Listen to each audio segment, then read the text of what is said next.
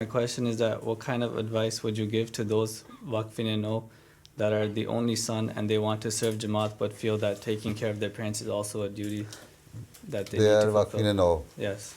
If their parents have dedicated themselves, their children, for as Waqf-e-Nau, then they should fulfill their promise, no matter whether they are needed by their parents or not.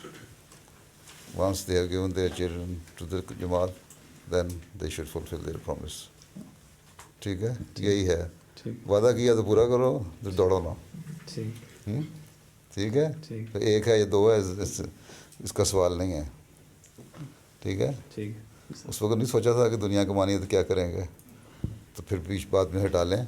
अगर वो parents समझते हैं कि we can not fulfil our promise और our now the circumstances have changed और हमें नहीं बेटे को डेडिकेट कर सकते फॉर द सर्विस ऑफ जमात, देन छोड़ दे.